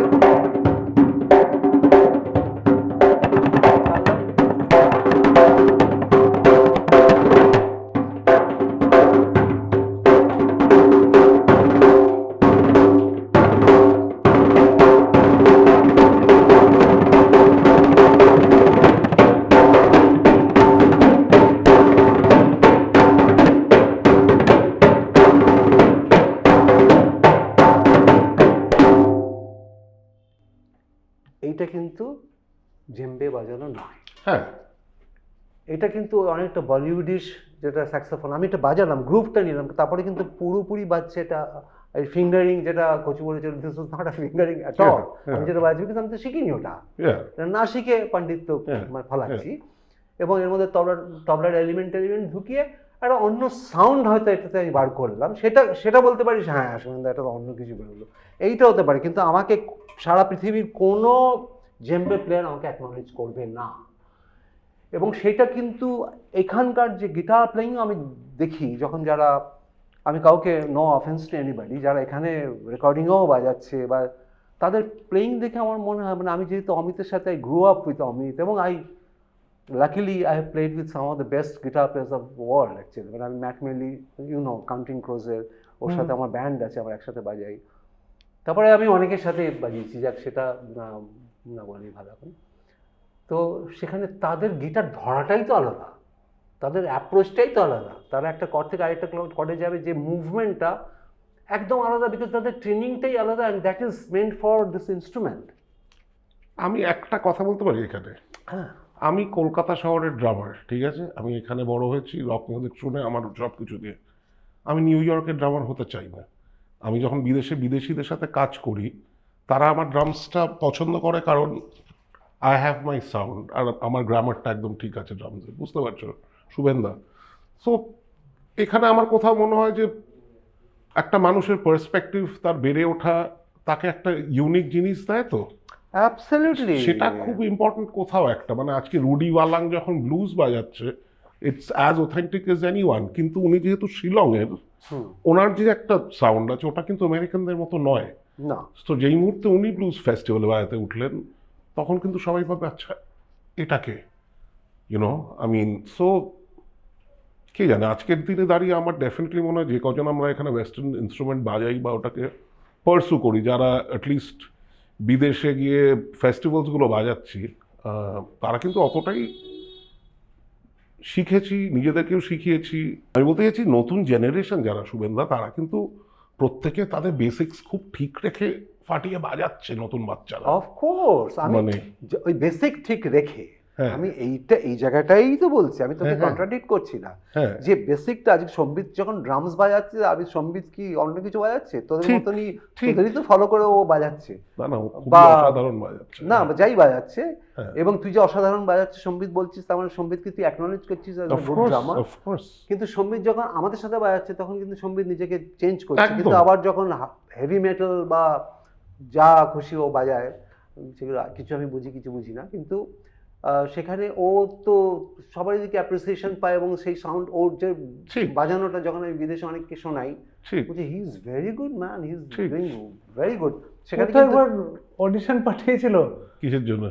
আরে আমাদের ওই ব্যান্ডটা বল না, ড্রিম থিয়েটার, ড্রিম থিয়েটারের জন্য অডিশনে পাঠিয়েছিল তো। হ্যাঁ আমরা গেছিলাম তো শুনতে। এই যে মিউজিশিয়ানশিপ একটা ব্যান্ডের কালার কতটা পাল্টাতে পারে, হুম, এই ব্যাপারটা তোরা কিভাবে দেখিস? মানে তোদের ব্যান্ড তখন লক্ষ্মী ছাড়া যখন তোরা শুরু করেছিস, হ্যাঁ, তখন একটা গ্রুপ অফ মিউজিশিয়ান নিয়ে তোদের ব্যান্ড ফর্ম Right. হলো, এবং তোদের ঘুরে ফিরে Right. গানটা সুপার Right. হিট হলো। তখন তো একটা Right. ব্যান্ডের অন্য সাউন্ড, তার Right. সবাই বাজাচ্ছে। রাইট, এবার সেটা হিট হলো, তার কিছুদিন পরে দেখলি ড্রামারটা আছে আমি জানি, হ্যাঁ। কিন্তু আর দু একটা লোক চলে গেল। মানে তাহলে কি আমাদের তোদের জার্নির পুরো সাউন্ডস্কেপটা কি চেঞ্জ হয়ে গেল, এবং কিছু কিছু অডিয়েন্স তো- ডিপ্রাইভড হলো? কিছু কিছু তো বদল হয় অ্যাটলিস্ট। আমার মানে আমার ক্ষেত্রে খুব ইম্পর্টেন্ট হচ্ছে লক্ষ্মী ছাড়াতে যারা বাজাবে তারা যাতে বলে আমার ব্যান্ড, মানে আমার ব্যান্ড, প্রত্যেকেই যাতে বলতে পারে এটা আমার ব্যান্ড। সেই ক্ষেত্রে কি হয়, প্রত্যেকের পার্সোনালিটিটা যাতে আসে, সেটা আমি ভীষণভাবে চাই আর কি সবসময়। সো অবভিয়াসলি যখন ঋষভ বাজাতো, তারপরে যখন বোধি এলো, দুজনের পার্সোনালিটি আলাদা। সো অবভিয়াসলি ওই পার্টটা তো চেঞ্জ হবেই। মানে সেম গানই একই অ্যাপ্রোচে যখন বাজাচ্ছে দুজনে কিন্তু অন্যরকম। এবং আই থিঙ্ক কোথাও একটা সেখানেই আমার তো অ্যাটলিস্ট ওটাই বিউটিটা মজা লাগে, লাগে, তোর মজা হ্যাঁ, লাগে। যে প্রত্যেকটা মানুষ মানে শুনে হয়ে যে আচ্ছা এ আছে এ আছে এ না, আছে। কিন্তু তুই বললি ঋষির পরে বোধি ইজ অলসো ফ্যান্টাস্টিক, Exactly. কিন্তু সবসময় সে ব্যান্ডে তো সেরকম রিপ্লেসমেন্ট পাওয়া যায় না। মানে এইটা খুব সে লাক। দুম করে পড়লো, এমন লাক পড়লো ভালো। যে মানে সে ছেলেটা দারুণ ভালো, আবার যাকে পাচ্ছিস সে ছেলেটা এত খারাপ যে বুঝেছি, তাকে নিয়ে হ্যাঁ। সংসার করাটা মুশকিল। তুই ফেস করেছিস এরকম? দেখো এখানে একটা ট্রিভিয়া, স্পিকিং উইথ শুভেন, কিন্তু হ্যাঁ ট্রিভিয়া হচ্ছে যে আমাদের ব্যান্ডের প্রথম শো 26শে ফেব্রুয়ারি 2011, আমাদের ড্রামার কে ছিল? সম্বিত চট্টোপাধ্যায়। সম্বিত চট্টোপাধ্যায়। ওকে ফার্স্ট দেখেছিলাম আমি কোথায়, আমার বাড়িতে। বললো বাবা একজন এসছে ভেতরে ঘরে শুয়ে আছে। মানে বলে সারাদিন উনি থাকবেন, থেকে আমাকে সব ওনার গান বোঝাবেন। আমি গিয়ে দেখলাম ও শুয়ে আছে। আমি কি, এইটা আমার মনে নেই, শুয়েছিলাম আমি। হ্যাঁ তুই ঘরে শুয়েছিলি, আমার মনে আছে, আমার এক্স্যাক্টলি মনে আছে ঢুকে। এবং তুই জানিস না, আমি এটা আমার অভ্যেস আছে, আমি নতুন সাউন্ড তো ভীষণ শুনতে ভালোবাসি। হ্যাঁ। আর ওর গানটা কেন জানি না আমাদের বাড়িতে বেশ একটা আলোড়ন সৃষ্টি করলো। আমার ওয়াইফের রিংটোন হয়ে গেল। আচ্ছা বাহ, এতে বেশ ভালো হচ্ছে, বাড়িতে একটা ঘটনা ঘটছে। সবাই কি এই অবস্থায় আছে যেটাও বলতে চাইছে গানের মধ্যে দিয়ে, যে আমাকে আমার মধ্যে থাকতে দাও? সবাই কি গুছিয়ে নিয়েছে? আমি তো গোছাইনি। তো যাই হোক, এই করতে করতে আমি ওর কনসার্ট শোনা শুরু করলাম, যেগুলো সম্বিত বাজাচ্ছে। একটা শুনলাম গিয়ে ঢাকুরিয়ায়, খুব খারাপ কনসার্ট, কেন যে এবার আমি আমাকে দেখে আবার দু চারজন লোক সামনে আসেন মনে হয় লাস্টে বসে ওদিকে স্টেজের লজ্জা হচ্ছে, এই সামনে শুভেন্দা চলে এসেছে। তখন কি সায়ন গিটার বাজাচ্ছে? সায়ন গিটার বাজাচ্ছে, আর নবী আছে না, তখন 3 পিস ছিল ইনিশিয়ালি। হ্যাঁ। So, তুই সায়ন আর সম্বিত? সম্বিত ছিল ওখানে। আমাদের ড্রামার প্রথম থেকেই সন্দীপন ছিল, আচ্ছা পারিয়াল। আচ্ছা। কিন্তু তখন পারিয়াল খুব বিজি ছিল, যার ফলে অনেক সময় বলতে আমি তো পারছি না, সম্বিত বাজাবে। এবার সম্বিত প্রথম, আমি যখন বেহালায় থাকি, আমি ব্যাঙ্গালোর থেকে আসতাম, এসে রিহার্সাল মানে ফ্রাইডে আসতাম, রিহার্সাল করতাম, দিয়ে শনি রবি শো করে আবার ফিরে যেতাম অফিস করতে। তাই সেই সময় সম্বিতকে আমি প্রথম দেখি আমার বাড়িতেই, ও এসেছে এবং ও দেখি গিটার বাজিয়ে গান গাইছে। আমি বললাম আরে তুই ড্রামার পাঠালি না ভোকালিস্ট পাঠালি, কারণ সম্বিত ভালো গানও গায়। হ্যাঁ এবার তো বলছিল ওর নিজের তখন ব্যান্ডের কথা, যাকে তুমি ফিরে যাই আবার 26শে ফেব্রুয়ারি প্রথম শো বাজিয়েছিল সম্বিত। তারপরে অন অ্যান্ড অফ ওর সাথে কাজ হয়েছে, কোভিডের সময় ওর সঙ্গে একটা কাজ হয়েছিল। না সেগুলো তো আমি জানি, কিন্তু হ্যাঁ, বাট আমি আমার তালের সেকশনটা খুব স্টেডি। আমার পারিয়াল হ্যাজ বিন কনসিস্টেন্ট প্রথম আমার কলকাতায় আসার পর থেকে আর কি। গিটারিস্ট নিয়ে আমাদের চেঞ্জ হয়েছে, আমাদের 3বার গিটারিস্ট চেঞ্জ হয়েছে, এবং গিটারিস্ট চেঞ্জেই সবচেয়ে বেশি সাউন্ড চেঞ্জ হয়। এটা আমার ক্ষেত্রে হয়, কারণ আমার গান বাজনা তো প্রচণ্ড লিরিক ড্রিভেন। এবার সেটাকে সবচেয়ে বেশি কমপ্লিমেন্ট করে একটা গিটার প্লেয়ার, সে কি বাজাচ্ছে। এবার গিটারিস্ট পাল্টে গেলে সাউন্ড পাল্টে যায় ব্যান্ডের। সায়ন ছিল, সায়নের পরে শুভদীপ এলো। শুভদীপ একটা ফ্যান্টাস্টিক গিটার প্লেয়ার, মানে আমি জানি না তুমি শুনেছো কিনা, মানে ও যেভাবে বাজাতো, ও যে গিটারটাকে যেভাবে অ্যাপ্রোচ করতো, ওটা একদম আলাদা ছিল সেই এবং আমার সঙ্গে খুব স্যুট করতো। চাকার ওই গিটার লাইনটা যেটা বানিয়েছে মানে দ্যাট ইজ দ্য সং আর কি। তো আমি এটাই বলছি, দেখ তখন তারপরে যখন ও চলে গেল তখন আমি বিপদে পড়লাম। কম্প্রোমাইজ হলো তো সং? না, কম্প্রোমাইজ হয়নি। হ্যাঁ, তারপরে হলো লক্ষ্মী ছাড়া ঋষভ। ও আচ্ছা। সো উই ওয়ার সেভড যে for the past almost 9-10 years Rishabh is with us. আর ঋষভ মানে হচ্ছে তোদের ব্যান্ডের ভাঙিয়েছে নাকি? এই সুযোগ এই এখানে একটা এবার একটা মজার গল্প আছে। বল বল। ঋষভ আর বোধি দুজনেরই একটা সময় অপশন ছিল দুটো ব্যান্ডেই বাজানোর, অনুপম রয় ব্যান্ড আর লক্ষ্মী ছাড়া। সো বোধি লক্ষ্মী ছাড়া বাজালো, ঋষভ অনুপম রয় ব্যান্ডে বাজালো, এটাই। So and the point is, Lakshmi ছাড়া যেই সময় বোধি জয়েন করছে, তার আগে ঋষভ একসাথে অনুপম রয় ব্যান্ড আর লক্ষ্মী ছাড়া করার চেষ্টা করছে, শো ক্লাস হচ্ছে, এবং বুঝতে পারছে আচ্ছা ঠিক আছে, এবার এটা ঠিক আছে, এখন ওর অনুপমের সাথে বাজানোটা makes more sense, you know. So ওই সময় বোধি আমাকে বললো আচ্ছা তোমরা যদি গিটার প্লেয়ার খোঁজো, I would want to play. বললাম আচ্ছা, আমি তো জানতামই না এটা, মানে আই উডন্ট হ্যাভ এক্সপেক্টেড যে বোধি বলবে যে আমি বাজাতে চাই। সো সেখানে মানে প্রচুর বেঁচে গেছি ওইভাবে আর কি ওই সময়টা। মানে একটা ম্যাসিভ একজন মিউজিশিয়ান যদি চলে যায়, তার জায়গায় তো একটা ম্যাসিভ মিউজিশিয়ান দরকার। যখন লু হিল্ট আমাদের ব্যান্ড থেকে দিল্লি চলে গেল, আমার তো বেস সেকশনটা ভীষণ এফেক্টেড, কারণ বেস একটা খুব ইম্পর্টেন্ট আমার ব্যান্ডের বেস পার্ট। আমি অন্যভাবে ইউজ করি, আমি অনেক গামাক ইউজ করি, অনেক কিছু করি, সেটা আমি বসে বসে লুকে আমি তৈরি করেছিলাম। আমি বলতেই পারি ওই হি ওয়াজ এ গ্রেট। কিন্তু সেইগুলো বা স্ল্যাপে যে রিদম সেকশনগুলো বাজানো, একটা পুরো প্যাটার্ন বাজানো, 9, 10, 7 প্যাটার্ন, এগুলো তৈরি করিয়েছিলাম আমি। সেটা পুরো চলে গেলে আবার নতুন করে আমাকে তৈরি করতে চাই। So my band sound was affected at that point of time, তাই জন্য জিজ্ঞেস করলাম। তো আমি এখন যে জায়গাটায় আসবো, যে গিটার প্লেয়ার নিয়ে তোদের যে ওর গিটার প্লেয়ার তোরা ভাগাভাগি করে নিলি, সেটা তো গিটার দুটো খুব ভালো গিটার প্লেয়ার এক্সচেঞ্জ হলো। এক্সচেঞ্জ প্রোগ্রামে তোদের না বোধি ঠিক এক্সচেঞ্জ না, বোধি ওকে জয়েন করে। আমি আর মজা করে বলছি, একটু মজাও আমাকে এত সিরিয়াসলি নিস না। অনুপম দুজনকে অফার দিয়েছিল যে তুমি কি বাজাবে, তো সেটাই আর কি। তো অন্য এরকম আর ইনস্ট্রুমেন্ট তোর ব্যান্ড থেকে ও ভাগিয়ে গেছে? না না, ছি ও ভাগায়নি। এরকম বললে হয় নাকি? না, এরকম কোনো হয়নি। ইউজুয়ালি যেটা হয়েছে, আমাদের ব্যান্ড থেকে সবাই বম্বে চলে গেছে, ঠিক আছে। তো সিধুদার একটা জোক ছিল যে আমার বম্বে যাওয়ার স্বপ্নটা একমাত্র পূর্ণ হবে যদি আমি লক্ষ্মী ছাড়া জয়েন করি, আমিও বম্বে চলে যাবো আর কি। তো অরিজিনাল ব্যান্ড যে ছিল তাতে কে কে আছে? তুই আর একদম শুরু যদি দেখি, লক্ষ্মী ছাড়া 95-তে শুরু, আমি যখন 12 বছর থেকে 13 হব, সেই সময় থেকে। তুই 12 বছর বয়সে ব্যান্ড ফর্ম করেছিস? প্রথম 12 থেকে এই নাম এটা মনিদান দাও। হ্যাঁ, তো এবার 12 বছরের ছেলে পড়াশোনা করে, তো লক্ষ্মী ছাড়াই তো হবে সে, বলো।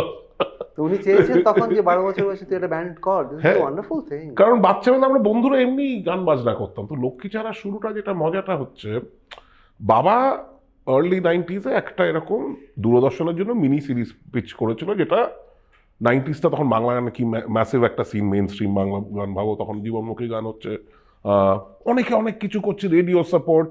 বাবা চেয়েছিল অল্টারনেটিভ যারা কাজ করছে তাদের নিয়ে একটা এরকম মিউজিক ভিডিও বানাবে, সেটা দূরদর্শনে দেখাবে। তো সেখানে তখন বাবার মনে হচ্ছিল তো আচ্ছা, এই তো গাবু আর ওর বন্ধুরা ইয়ে করে, ওদেরকে নিয়ে এটা করি করে লক্ষ্মী ছাড়া শুরু। এবং ও একটা মনিদাই ব্যান্ডটা তৈরি করেছে। হ্যাঁ, মানে আমরা বাজাতাম, এবার সেটাকে নিয়ে আচ্ছা এসে এবার একটু সিরিয়াসলি করো টাইপের করে, এবং সামহাও ওই মিনি সিরিজের জন্য রেকর্ডেড গানগুলো দিয়েই তখন বাবার মনে হলো আছে তাহলে তো অ্যালবাম হওয়া যায়, সেখান থেকে আবার বছর 20 পরে হয়। তো মহিনের ঘোড়াগুলি সম্পাদিত গানটাও কিন্তু ওই মিনি সিরিজ থেকেই আর কি। তখন কে কে ছিল তোদের তো ব্যান্ডে? তখনকার লক্ষ্মীচারা থেকে, যদিও ফার্স্ট রেকর্ডিং এর ছিল না, ও পরীক্ষার জন্য পারেনি, কিন্তু প্রথম 95 থেকে আমি আর পাঙ্কু এখনো আছি। দেবা জয়েন করলো হচ্ছে 99 2000, ওই সময়টা 11 ওর সাথে মিট করলাম। জীবন তো এখনো আছে। হ্যাঁ, সো আমাদের ব্যান্ডের এই মুহূর্তে 6 জনের মধ্যে ধরো আমরা 4 জন হচ্ছি 20 বছরের উপর রয়েছি, লক্ষ্মীচারার বয়স 30, আমি আর পাঙ্কু 30 বছর, দেবা 25 বছর, আর আমাদের যে শব্দগুলো লেখে অনির্বাণ, ও ধরো রয়েছে ওই 24 বছর, এই রাজ আর বোধি 9 বছর। আর ভোকাল রাজ রাজ রাজ, আচ্ছা আচ্ছা। আর তোর তোর তো চেঞ্জ হয়নি সেরকম। না, আমার ওরা অনেকটাই সিনিয়র, আমাদের ব্যান্ডের বয়স ওদের হাফ আর কি, 15 14 জাস্ট হয়েছে। এবার আমার drummer throughout, keyboard Nabarun throughout প্রথম থেকে একদম। আর গিটারিস্ট আর বেসিস পাল্টেছে। বেসিস শুরু হয়েছিল রোহিতকে দিয়ে, রোহিত তারপর আরো অন্যান্য কাজে জড়িয়ে পড়ে, অন্যান্য সেটআপেও বাজায়। তারপর পেয়ে যায় আবার সম্বিতেরই বন্ধু কৌস্তব। ছোটবেলা, আরে বাবা রে। এবার তখন আমাদের পরিবারে কিছু অবদান আছে তো। ডেফিনেটলি তোমার বাড়ি থেকেই প্রায় অনেক কিছু শুরু আরে হয়েছে, क्या बात है, এটা মনে রাখবেন সবাই। এবং আমার তো ভয় লাগে যে শুভেন কাকু কিছু বলেছে ব্যাস কৌস্তব না চলে যায়। না, তোর যেটা ভালো আমি শুনেছি, সবার কাছ থেকে শুনি যে তুই আমার মনে আছে ও যখন সবে সবে ওর গান হিট করেছে, আমরা একটা পার্টিতে, আমার একদম মনে আছে যে কিভাবে একজন সেলিব্রিটি হয়, একটা হয় না, মানে আমরা একটা করে করে করে একটা, ওর ব্যাপারটা আমি ভীষণ, he was very simple, very timid, এখনও ওর মধ্যে সেই সুন্দর ব্যাপারটা আছে। ফর্চুনেটলি টাইমস অফ ইন্ডিয়া একটা পার্টি ছিল, আর তার আগে তোকে আমি দেখেছি ওর আমাদের বাড়িতে আসা যাওয়া, গান গাইছে, গোগল বাজাচ্ছে, সেই ততদিনে ওর গান হিট হয়ে গেছে। এবার ও তো মিডিয়া হাউসের ইনভিটেশন পাওয়া শুরু হয়ে গেছে। এবার একটা ফুড ফেস্টিভ্যাল ছিল আমার মনে আছে। এবার আমি ঢুকে গেছি, হঠাৎ দেখি পেছনে এসে আমাকে জড়িয়ে ধরলো। আরে আমি এখানে কাউকে চিনি না, আমি তোমার পাশে বসে। আমার এত ভালো লেগেছিল, কি সিম্পল একটা ছেলে, যে তখনও কাউকে চেনে না, আর এখন ওকে সারা বিশ্ব চেনে। ইনফ্যাক্ট মানে বিশ্ব মানে আমি বলবো প্রিডমিনেন্টলি আজকে ও যে জায়গাটা করেছে, ওর কন্ট্রিবিউশনটা মানে মানসিক কার্য। আমি ডেফিনেটলি তোর কন্ট্রিবিউশন, ভালো গান বাজনা তুই নিয়ে এসছিস বেঙ্গলে। বাংলা এমনি তো নিজে ঠিক আছে, কিন্তু বাংলা সিনেমায় যারা ভালো গান বাজনা নিয়ে এসছে, সুস্থ গান বাজনা নিয়ে এসছে, লেখা সুরও সুস্থ গান বলেছে। না, সুস্থ তো বলতে অসুস্থ গান বাজনা তো হচ্ছে, সেটা নিয়ে আমরা আলোচনা করতেই পারি যে আজকে ভালো গান বাজনা বিদ্যাসাগর সেতুর ওদিকে যাচ্ছে না, ওপারে যাচ্ছে না, অনেস্টলি স্পিকিং, সেটা যে কোনো কারণেই হোক। কিন্তু তোর গান, আইডির গান, আমি দেবুকেও বলছি, দেবুর গানও এত ভালো, দেবুর গান, কিন্তু লাস্ট কয়েক বছরে দেবুর ভালো ভালো গানগুলো বিদ্যাসাগর সেতুর এদিকেই রয়ে গেল। যে ওই দিকে গিয়ে যে পৌঁছবে, একটা হিট বলতে যেটা বোঝায়, সেইটা তো একটা অ্যাফেক্টেড হচ্ছেই। তো যাই, আমি একটা গান তোর কাছ থেকে শুনতে চাইবো। সেটা আমার খুব পছন্দের একটা গান, সেটা একটু হাটকে হবে হয়তো। তুই একটা কম্পোজিশন করেছিলি, আমি হলের মধ্যে করে উঠেছিলাম রিসেন্টলি, তোর কম্পোজ করা। আমি ওদের তোকে একটা হোয়াটসঅ্যাপও করেছিলাম, ইয়েমানের ওপরে তুই একটা বিউটিফুল বহুরূপীর ওই গানটা যদি এত ভালো একটা কম্পোজিশন আর এত ভালো একটা এসেন্স এই গানটার মধ্যে আমি পেয়েছি না অনেকদিন পরে। রাগ ইজামানটা আমার ভীষণ ফেভারিট গান, ফেভারিট রাগ। হ্যাঁ, এই গানটা আমাকে ফিল্মের ব্রিফই ছিল আর কি, যে এটা অ্যাকচুয়ালি ফিল্মের জন্যই বানানো গান। কারণ আমি তো ঘুম থেকে উঠে সকালবেলা একটা ইমনের উপর গান বানাবো এরকম করে ভাবছি না। ওটা বলা হয়েছিল যে একটা ইমনের উপর গান লাগবে ছবির জন্য। তখন আমি ভাবতে, আর এত তৈরি হয়ে গেছে না ইমনের উপর গান, যে আমি নতুন কি করতে পারি, নতুন কি, কোনো সুর নিলেই মনে হয় যে এটা তো হয়ে গেছে, এটা তো হয়ে গেছে। ইট ইজ সো ডিফিকাল্ট আর কি। এবার এই অনেক রকম ফ্রেজ, এই শুনছি ওই শুনছি করে যদি কিছু নতুন পাওয়া যায় আর কি, ওই যা তোমায় বললাম যে যা শুনি সেটাই বেরোয় আলটিমেটলি। এইবার করে করে এইটা ওদের পছন্দ হলো উইন্ডোজের, এবং পরে রেকর্ড করা হয়, শোনাই।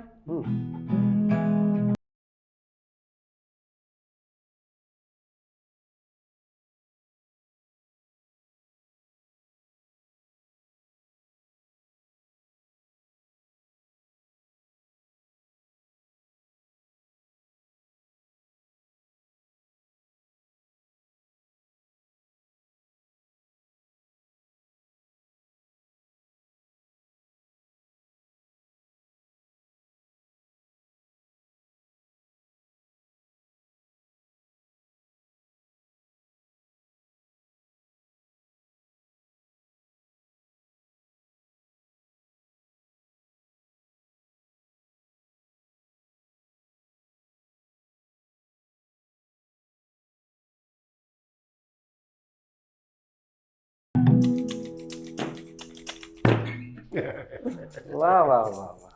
Thank you.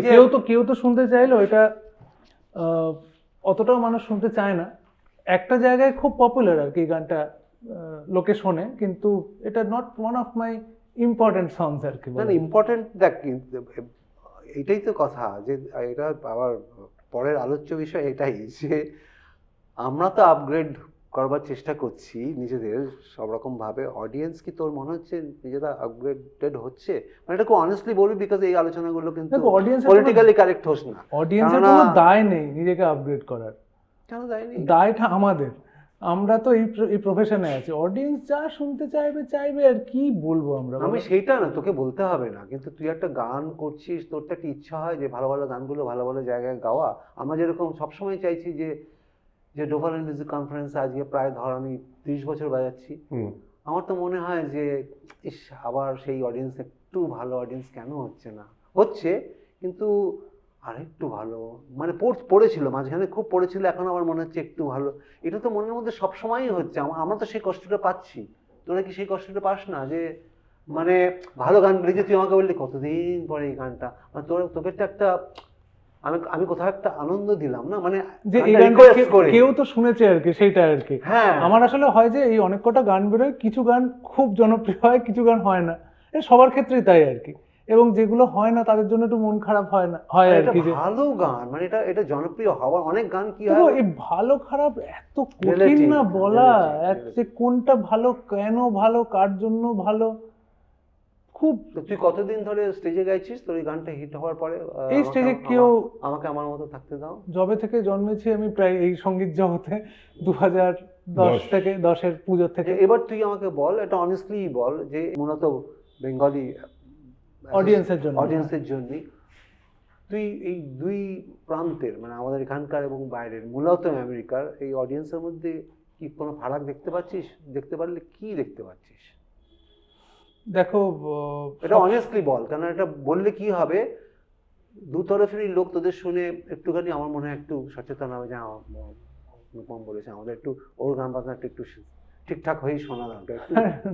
না না, এরকম ভাবে হয় নাকি? আমি তো মানে আর্টিস্ট মাত্র আর কি, আমি তো আর গান শেখানোর স্কুল খুলিনি যে কিভাবে গান শুনতে হবে বা কিছু। না না, কিন্তু আমি সেটা বলছি না, কিন্তু তুই যখন গান বাজনা প্রেজেন্ট করবি কোথাও, আমি বলছি সেইটার একটা প্রিপারেশন আজকে যদি দেখো, প্রত্যেকটা জায়গার গাবো, মানে তুমি, আমি ওটা বলছি না, তুই যেটা বলছিস ঠিক আছে, কিন্তু আমি ম্যাক্সিমাম আমেরিকায় তো এত বছর 30-35 বছর যাচ্ছি, আমি ওখানে একটা শুনছি, আমাদেরই আশেপাশের ভাই বোনরা যারা যাচ্ছে আমেরিকায়, তারা বলছে শুভেন্দু কি জ্বালাতন, কি ধরনের অডিয়েন্স ডিটোরিয়েশন হচ্ছে, দুটো গানের পরেই নাচতে চায়। অ্যাকচুয়ালি এইটা আমি বলতে চাই, আমি কিন্তু একদম নাচের অডিয়েন্স পাই না। আমি কিন্তু যারা এবং এমন জায়গায় এমন অর্গানাইজেশনে অনুষ্ঠান হয়েছে আর কি, যেখানে বসে লোকে গান শুনেছে।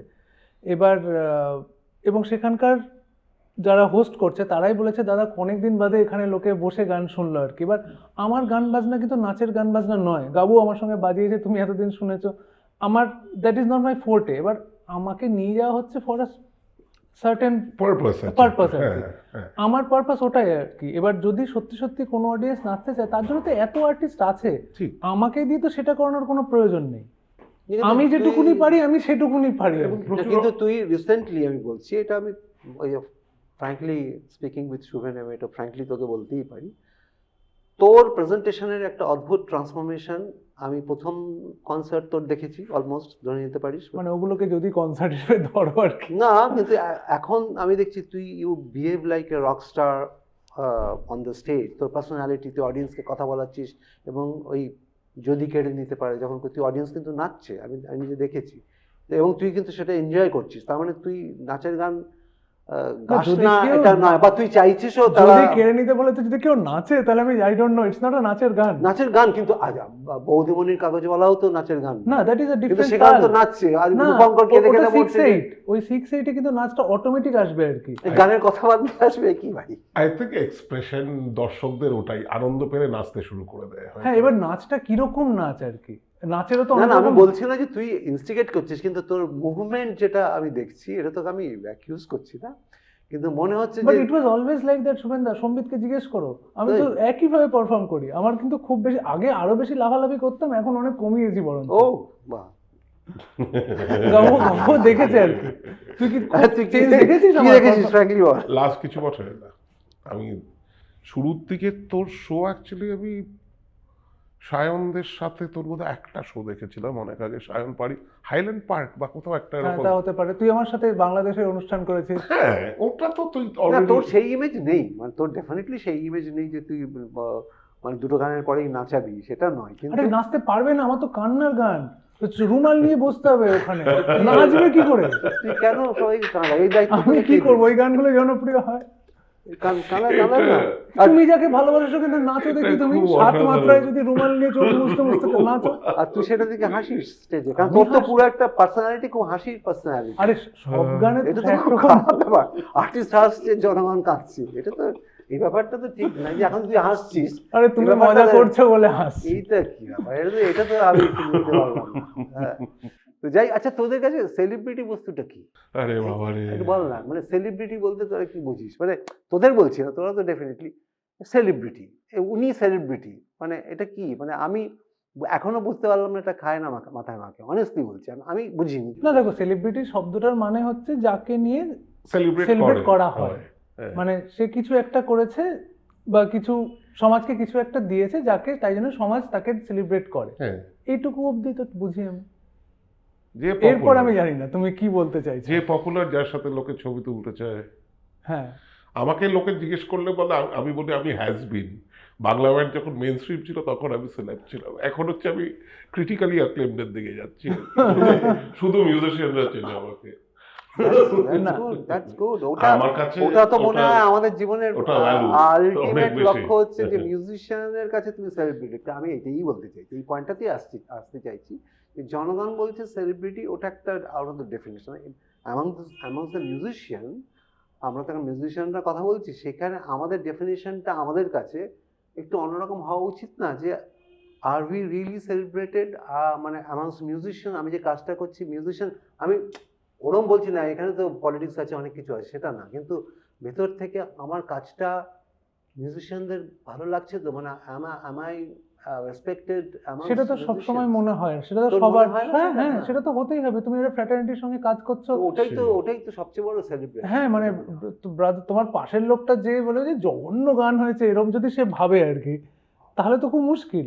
সেই মানে এই যে আজকে ধরো শুভেন্দা, তুমি আমাকে বান্দিশ ফিউশনে কয়েকবার বায়াতে ডেকেছো যখন সম্বিত থাকেনি, কোথাও একটা রয়েছে, বা এই যে আজকে তুমি ডাকছো, এগুলো তো একটা, সেটা তোমার আমাকে, তুমি কোথাও একটা পছন্দ করো বলে। অফকোর্স তুমি সেটা করছো, so না, তোরা এগুলো তো- আমার কাছে তো সেলিব্রিটি বটেই। না সেলিব্রিটি না, Definitely. মানে আমি বলছি এটা ভালো লাগার পাত্র। না, ভালো লাগার পাত্র মানে কি, ডেফিনেটলি আই সেলিব্রেট তোদের প্রত্যেকটা কাজ। আমি সেইভাবে সেলিব্রেট করতে গেলে কি তোদের এখন পুজো করতে হবে? সেটা না না, কিন্তু নিজে তোদের নিজে তুমি বালিশের শুয়ে শুনলেও হবে সেটা। শুনলেও, হ্যাঁ, সেই, কিন্তু সেটা সেই। শুনছি আমি তোদের, ডেফিনেটলি তোর কাজ শুনছি তোদের। সেই। নাহলে আমি যেমনটা এখন গাইতে বলি তোকে, ডেফিনেটলি এই গানটা আমার ভালো লাগছে। তোর এই ধরনের গান কিছু থাকলে গান। আমার তো অন্য আরে বেশ। ধরনের গান। না, ধরনটা অন্য বলেই তো আজকে তোদের ডাকা আর হয়েছে। আমি একটা বিপরীত গান ধর্মী করি, একটা ব্যাপার। লোকে যারা একটা গান করি। হ্যাঁ, এটা আমি তো সবসময় ড্রামস বাজাই, এটা অন্য করি। দেখি আছে, সরি।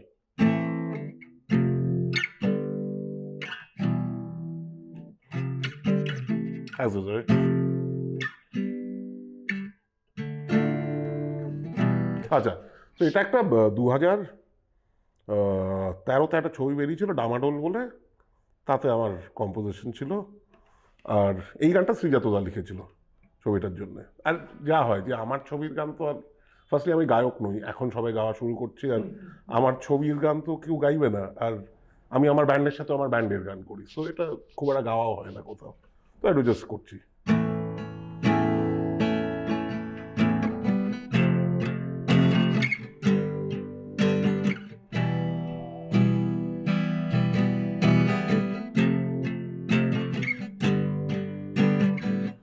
চুপচাপ কিছু কথা ঘুরে বেড়ায়, এমনি কিছু কথা ঘুরে বেড়ায়,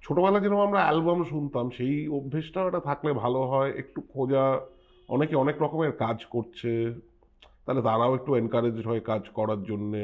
হুম। এবং একটু মানে গানটা জাস্ট টাইম পাস ধরে নিলে না না, এখানে তুই যেহেতু মানে অনেক প্রথিতযশা ডিরেক্টরের সাথে বর্তমান যারা কাজ করছে তাদের সাথে কাজ করছিস, এটা আমি কাউকে নাম ধরেও বলতে হবে না, তুই কি মনে করছিস না তাদেরও একটুখানি মিউজিক্যালি একটু আপগ্রেড হওয়া দরকার? মানে আমার তো সিরিয়াসলি মনে হয়, মানে সৃজিতকে যেরকম জানি যে তোর গান শুনে, অতগুলো গান শুনে আমি যা শুনেছি, সেখান থেকে তোর মতো একটা কম্পোজার কেউ আনলো, এনে কি ভালো ভালো জায়গায় গান, তোর ভালো ভালো গানগুলোকে প্রেজেন্ট করলো, মানে আমি এইটুকুই তো। তারপরে যেটা হয়েছে সেটা হিস্ট্রি। তারপর তুই পর পর পর পর কত লোককে দিয়ে গান করালি, রূপমকে আবার তুই প্রেজেন্ট করলি, কত সুন্দরভাবে তুই প্রেজেন্ট করলি। আজকে একটা মিউজিক ডিরেক্টর তখনই আমার কাছে সাকসেসফুল যখন নিজের গান তো আছেই, বেশ কিছু আর্টিস্টকে লোকের সামনে প্রেজেন্ট করে। আজকে ইমনকে তো আমরা সেইভাবে চিনেছি তোর কম্পোজিশন থেকে, এবং সেই ডিরেক্টরগুলো দেখ প্রত্যেকটা কিন্তু মিউজিক্যাল ডিরেক্টর। তো দেখো, তোর কি মনে হচ্ছে এই সংখ্যাটা ভীষণ কম?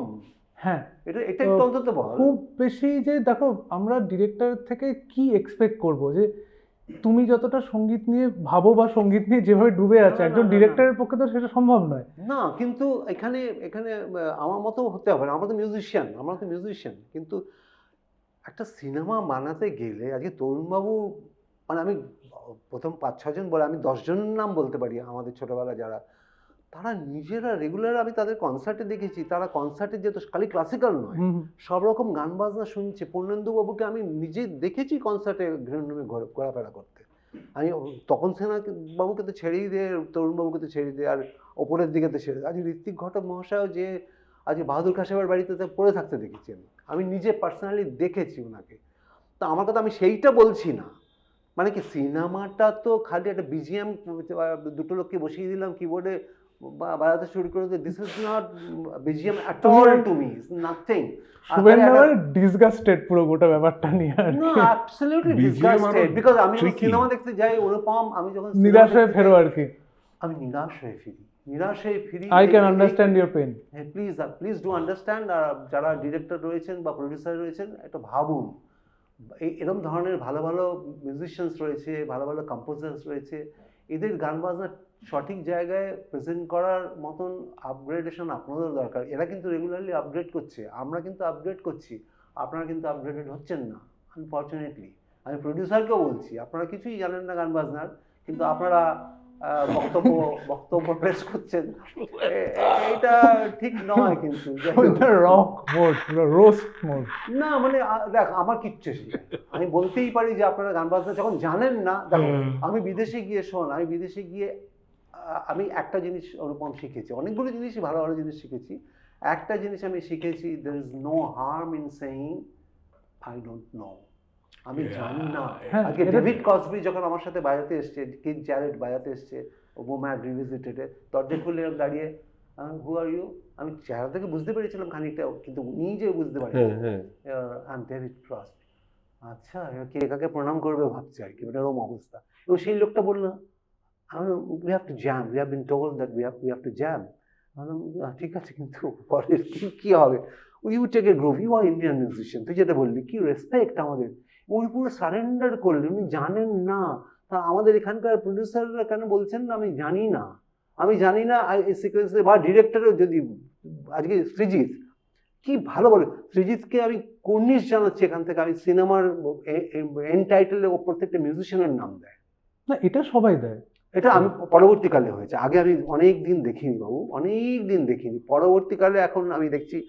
আমি জানি না সৃজিত এই ট্রেন্ডটা শুরু করেছে কিনা জানি না, আমি সৃজিতের থেকে আমি দেখা শুরু করেছি, হয়তো আমি অন্যদের মিস করেছি, আই এম সরি যদি কাউকে আমি এটা হার্ট করে থাকি, কিন্তু এই যে মিউজিশিয়ানদের অ্যাকনলেজ করা, এবং সৃজিতের কথা আমি আলাদা করে বলতে চাই এই কারণেই যে সৃজিত তোকে এনেছে, তুই এত ভালো লগ্নজিতাকে আমরা জানলাম তোর হাত ধরে, ইমনকে জানলাম তোর হাত ধরে, রূপমকে আবার ভালো গানে, সিনেমার গানে তুই নিয়ে এলি, কথার কথা বলছি। তার আগে তো রূপম গেয়েছে, অনেকেরই গান গেয়েছে, ওই দরজায় প্রেজেন্ট করা, বুঝতে পারছিস? মানে আমি সেম তেহাই বাজাচ্ছি, আমি ভীমসিংজির সাথে যখন বাজালাম, ওই সেম তেহাইটাই হাজার হাজার লোকের কাছে পৌঁছে গেল।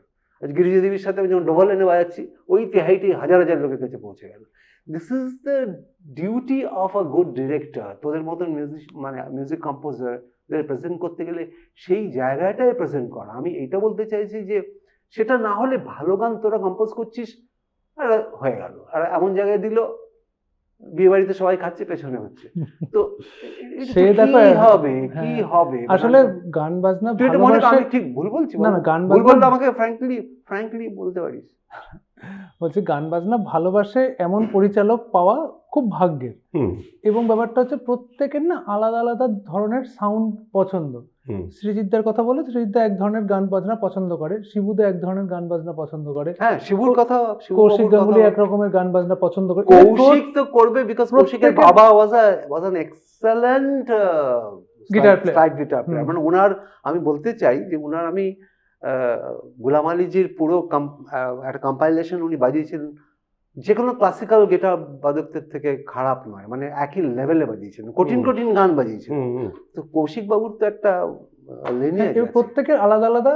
তুমি বলছো যে আরো লোক আসবে, আরো না, তাই জন্য তুই যাদের যাদের নাম বললি, এই যে কটা নাম বললি, আজকে কৌশিক কিন্তু একটা খালের মধ্যে দিয়ে কিন্তু ওই গানটাকে কিন্তু দাঁড় করিয়ে দিয়েছে, এবং ভালো ভালো গান, ভালো ভালো, আমি এইটাই বলতে চাইছি যে ভালো ভালো গান কিন্তু যে গঙ্গার ওপারে গেছে বিকজ অফ দিস পরিচালক, যাদের সিনেমাও কিন্তু ভীষণভাবে গঙ্গার ওপারে গেছে। গান তো দেখো আমরা বানাচ্ছি, গাবু বানাচ্ছি, আমি আমরা ভুল বলছি বানাচ্ছি। বাবু? বল। আমার আবার এখানে একটা বক্তব্য আছে হ্যাঁ, বল বল যে বল। গান কেন শুধু ফিল্মের গানে লিমিটেড থাকবে? না না, আমি ফিল্মের গানের কথা এখন বলছি, এবার এটা- আলোচনাটা ফিল্মের গানেই এবার হচ্ছে। আমাদের সেটাতে একটু অ্যাড করতে চাইছি, যারা বাইরেও কাজ করছেন তাদেরকেও একটু মানে সিনটার জন্য একটা কিছু করা দরকার, এটা আমার ভীষণভাবে মনে সে তো হয়। বটে, সেটা তো সে তো বটে, বটেই। কারণ মানে ব্যাপারটা যে ফিল্মের যে একটা রেস্ট্রিকশন থাকে একটা সাউন্ড, হ্যাঁ, কারণ হ্যাঁ। প্রত্যেক ডিরেক্টরের ভিশনের অনুযায়ী হ্যাঁ। ফিল্মটা সেরকম হয় এবং সাউন্ডটা সেই অনুযায়ী সেইভাবেই হয়। একটা তুমি অন্যরকম কিছু বিশাল কিছু করে উঠতে পারবে না তুমি ফিল্মের ক্ষেত্রে, কারণ ফিল্মটা তো অন্যরকম কিছু হচ্ছে না না। না, কিন্তু তাও তো তুই আজকে দেখ, গাবো যে কথাটা বলছে, হ্যাঁ হুম। তাও না, তার আমি মধ্যে আমি তোকে বলছি, এখানে একটু ইন্টারাপ্ট করছি, যে তুই যে কোনো কম্পোজারকে দেখ, আমি তো খুব ভীষণ সিরিয়াসলি কিন্তু গান বাজনা শুনেছি, মানে তোকে দায়িত্ব নিয়ে বলতে পারি, আমি সে তো আমরা বিশ্বাস করি, মানে খুব সিরিয়াসলি, মানে তোকে আমি বলতে পারি, আমি অখিল বাবুর এক্ষুনি 20টা গান আমি বলতে পারবো যে আমার এইখানে রয়েছে, সতীনাথ বাবুর এইখানে রয়েছে, এইসব আমি সিরিয়াসলি শুনেছি। হুম, কম্পোজার তো বটেই, মানে যাই হোক, প্রত্যেকের সাউন্ডস্কেপ একটু চালাবি, আমি বলে দেবো এটা সুদিন দাশগুপ্ত মহাশয়, এটা হ্যাঁ। সলিলবাবু তো ছেড়েই দে, হ্যাঁ। রতু মুখোপাধ্যায় আমি বলে দেবো, কোন হ্যাঁ। রতুবাবু হুম। নট ইউটিলাইজ দ্যাট টাইম, ঠিক আছে, এটা হতেই পারে, কিন্তু আমার কথা হচ্ছে যে প্রত্যেকের সাউন্ডস্কেপটাকে সুন্দরভাবে, কিন্তু আজকে 3 ভুবনের পারে, আজকে প্রথম কদম ফুল, হুম। আজকে পিকনিক, কি সুন্দর একই তো ধরনের সাউন্ডস্কেপ, কিন্তু গানগুলো এইখানে এইখানে এইখানে গেছে, বিকজ সব ডিরেক্টর গুলো মিউজিক জানতো, এটা আমার বিশ্বাস, আমার না, মনে তুমি হয়। এখানে এখানে না অনেক আজ অরবিন্দ বাবু বুঝতেন গান বাজনা, আমি ওনাকে মিট করেছি, অরবিন্দ বাবু গান বাজনা বুঝতেন, রেকর্ডিং এ থাকতেন, জানতেন, যার জন্য আজকে ধর্নিমের গানগুলো ওইখানে গেছে, মৌচাকের গান ওইখানে গেছে। আমি সেইটা বলতে চাইছি যে আজকে ডিরেক্টরসদের এটা ভাবতে হবে, তোর তো একটা সাউন্ডস্কেপ আছে, কিন্তু তুই যে ওই সিচুয়েশনের জন্য যে গানটা দিচ্ছিস, ওই গানটাই কিন্তু এখান থেকে এখানে চলে যাবে যদি প্রেজেন্টেশনটা ঠিক হয়, আমি এইটা বলতে চাইছি। হ্যাঁ হ্যাঁ, হ্যাঁ, একদমই না, ঠিক তো কথা বটেই। বলছো। এখানে একটা ব্যাপার হচ্ছে সেই সময়ের সঙ্গে তুলনা করছো তো, সেই সময় না গানের খুব ইম্পর্টেন্স ছিল ছবিতে, মানে গান শুট করা হতো। এবার আজকাল কিন্তু গান ওরমভাবে শুট করা হয় না, ছবি 14 দিনের শুটিং হয়, পরে বিভিন্ন জায়গায় গানগুলো এডিট টেবিলে বসানো হয়, সুতরাং তফাৎটা কিন্তু ওইখানেই। অ্যালার্মিং। এবং দেখো এখন 14 দিনে ছবি শুটিং হয়, তখন কিন্তু 40 দিন 50 দিন নিত হয়তো শুট করতে, এবং ছবির মেকিং সবকিছুরই একটা তফাৎ তাহলে হয়ে গেছে। গাবু তুই যেটা বলছিস, দুঃখ তো থেকেই যাবে আমার তাহলে তো বক্তব্য- গান পৌঁছবে না। আমার বক্তব্য ফিল্ম আর মিউজিক দুটো আলাদা আর্ট ফর্ম। আমাদের দেশে অফকোর্স ফিল্ম মিউজিক দুটো এক হয়ে ফিল্মের থ্রুতে মিউজিক অনেক জায়গায় পৌঁছেছে, কিন্তু it's still different art form. আমার মনে হয় যে মিউজিকের ইন্ডিভিজুয়াল আইডেন্টিটি বা মিউজিক ইন্ডিভিজুয়াল এন্টিটি হিসেবেও আর একটু সেলিব্রেটেড হওয়া দরকার, কারণ অনেক মানুষ অনেক কাজ করে সারাক্ষণ। মানে তুমি আজকে তুমি নিজের কথাই বলো না, তুমি তোমার এত বড় ক্যারিয়ার, এত কাজ, তোমার ফিল্মের বাইরে কাজ তো বেশি। হ্যাঁ, আমি তো সাজেস্টিভ, আমি তো ফিল্মের কম্পোজার নই। সো আমার বক্তব্য হচ্ছে যে এই যে ইন্ডিভিজুয়াল কম্পোজার্স যারা যখন মানে আমার যেরকম অনুপমের বাইরের গানগুলো এখন সেই গানগুলো ফিল্মে ঢুকে গেছে অন্য ব্যাপার, কিন্তু না, বাইরে গান করলে কেউ শোনে না, আমার ফিল্মে দিলে তবেই শোনে। অনেক বেশি প্রিয়, যে অনেক বেশি, মানে আজকে আমার দ্বিতীয় পুরুষ অ্যালবামটা এত প্রিয়, এখন পরবর্তীকালে ওগুলো ফিল্মে ঢুকিয়েছে, কিন্তু আমি তখন তোর ছবির গান আর যখন দ্বিতীয় পুরুষ বেরোলো আমি বলবো বাস, মানে দেখলেই বোঝা যাচ্ছে, শুনলেই বোঝা যাচ্ছে যে লোকটা এখানে একদম নিজের কাজটা ছবির কনটেক্সট ছাড়া। এবার সেই কাজটা যখন একজন কম্পোজার করছে সেটাকেও তো ঢালা দরকার, কে মানে ঠেলবে গাবো? হ্যাঁ, এবার বল। আমাদেরই সবাইকে একটু সোনার খনি বার করতে হবে, খুঁড়ে তারপরে একটা প্র্যাকটিক্যাল ডিসকাশন হওয়া দরকার, এটা জাস্ট একটা কাব্যিক কথা। মানে প্রডিউসার যারা আছেন তারা একটু লাইভ সিনটাকেও দেখুন, ছবির বাইরের, আমি ছবির প্রডিউসারদেরও বলছি না, আমি বলছি প্রডিউসার অনেকেই হতে পারেন, অনেকেই ফাইন্যান্সার হতে পারেন। I think start working towards the scene. হ্যাঁ, আমার কি মনে হয় বলতো, কলকাতা শহরের থেকেই এই মুভমেন্টটা শুরু হওয়া উচিত, যে বছরে অন্তত 8-10টা বা নিজের পক্ষে 5টা 4-5টা ভালো এরকম মানে ইন্ডিপেন্ডেন্ট গান বাজনার ফেস্টিভ্যাল, বুঝেছিস? সেখানে সবাই মিলে একটা এসে তোদের গান, তোরা যে গান বাজনাগুলো অনেক জায়গায় করতে পারছিস না, এগুলো গাইতে হবে, কারণ আমাদের তোদের গান বাজনা তো লোকের কাছে পৌঁছে দেওয়ার মিডিয়াম তো সব বন্ধ হয়ে গেছে। এই আড্ডা শেষ করবো, কারণ অনেক আলোচনা করার আছে। তোমার সাথে বসলে একদিন লাগবে। ছোট্ট গান দিয়ে আমরা অনুষ্ঠান শেষ করবো। 1 2 3 থ্যাংক ইউ তোদের সবাইকে, thank you. Thank you, Shubham.